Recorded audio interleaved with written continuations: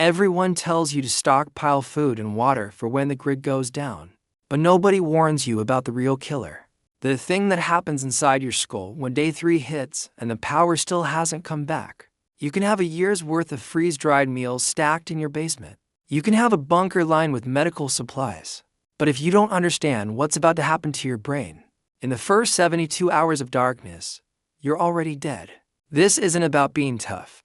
This isn't about your prepper fantasies. This is about cold neuroscience and the fact that your brain is a chemical factory that starts eating itself the moment routine disappears.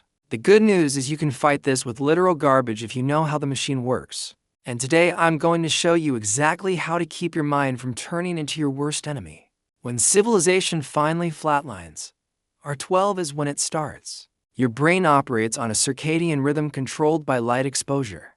And the moment that external light structure vanishes, your suprachiasmatic nucleus, that's the tiny cluster of cells in your hypothalamus that runs your internal clock, starts misfiring. You get your first wave of cortisol dump, stress hormone flooding your system because your body thinks something is catastrophically wrong. And it is. Most people try to push through this. They stay awake. They panic plan. They burn through their adrenaline reserves like idiots. Here's what you do instead. You find any reflective trash, aluminum foil from old takeout containers, the metallic interior of chip bags, even CDs if you still got those relics, and you create a makeshift light schedule. This isn't about brightness. This is about reflection and timing. During daylight hours, you position these reflective surfaces to bounce natural light into your space at consistent intervals, training your brain that they still exist. The physics here is simple reflection, light waves bouncing off a smooth surface at equal angles. But the psychological impact is massive. Your circadian rhythm needs temporal anchors, and even weak reflected light hitting your retinas at the same time each day keeps that hypothalamic clock from spinning into chaos. By R24, your dopamine production crashes. Dopamine is your motivation chemical, your reward system, and it's directly tied to predictable outcomes and accomplished tasks. When the power grid was running, every light switch you flipped gave you a tiny dopamine hit because cause equaled effect. Now nothing works, nothing responds, and your brain interprets this as learned helplessness.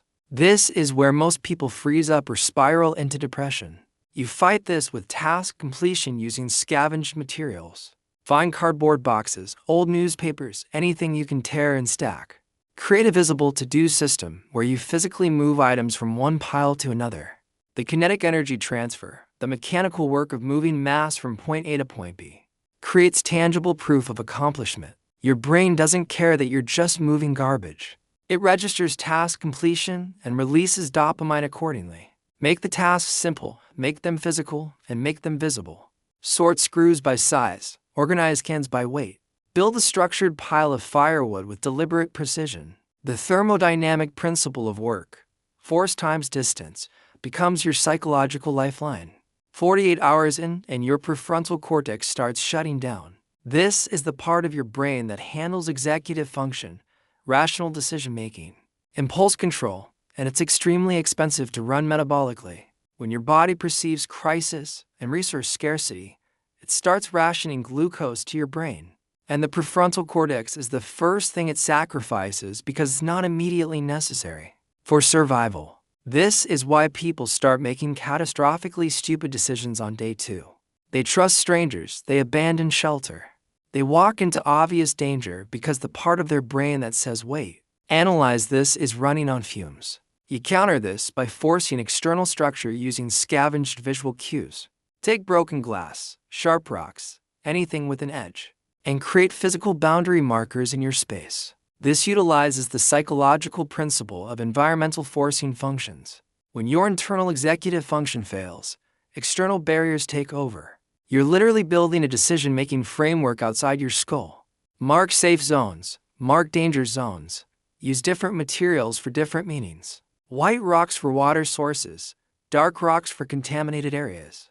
Sharp objects pointed away from sleeping quarters. This is spatial cognition bypassing your failing prefrontal cortex, using your visual cortex and motor memory instead.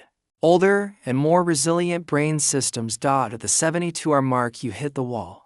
This is when psychosis becomes a real danger.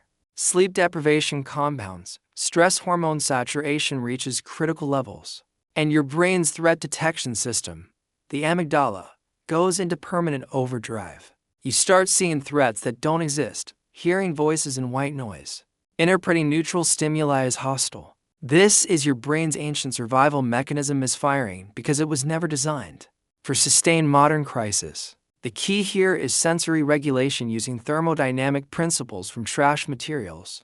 Find metal containers, old paint cans, coffee tins, anything that conducts heat. Fill them with heated rocks from a fire during the day.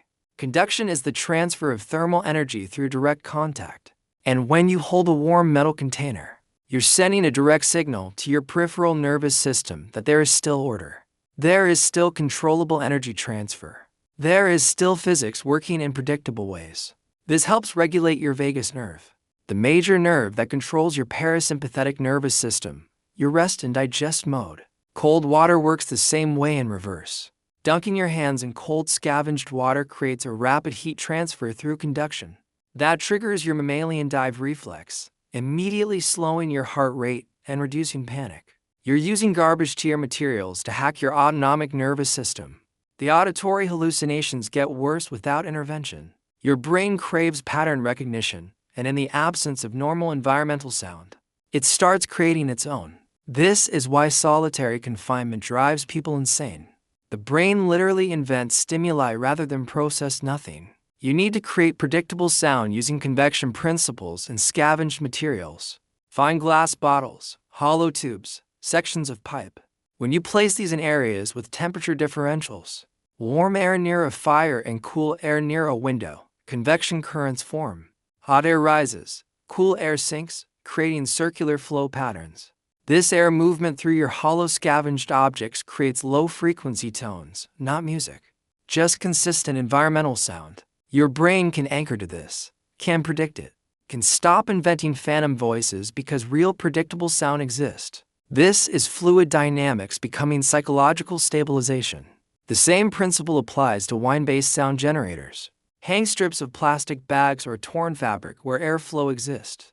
The vibration frequency depends on wind speed and material tension, creating variable but natural sound patterns your brain recognizes as non-threatening environmental noise. Memory formation collapses under sustained stress. This is your hippocampus protecting itself by shutting down new memory encoding, because remembering trauma in detail is maladaptive for survival. The problem is you need to remember critical information: where you stored water, which buildings you cleared, which routes are compromised. You bypass failing neural memory by creating external memory storage. Using the crudest possible materials, charcoal from burned wood becomes your writing instrument. Flat rocks, concrete walls, cardboard, these become your storage medium.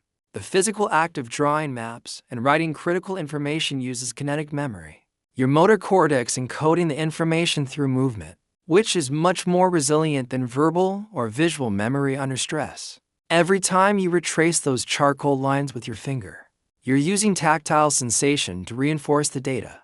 This is distributed cognition, spreading your memory across your environment instead of relying on your compromised biological neural network. Mark time passage with scratches, mark resource locations with symbols. Externalize everything your brain would normally store internally, because that internal storage is failing. Social connection deprivation accelerates cognitive decline faster than almost any other factor. Humans are neurologically wired for social interaction. Your brain literally processes isolation as physical pain using the same neural pathways. Without intervention, you start talking to yourself, then arguing with yourself, then fracturing into multiple internal voices, as your brain desperately tries to simulate the social interaction it's being denied.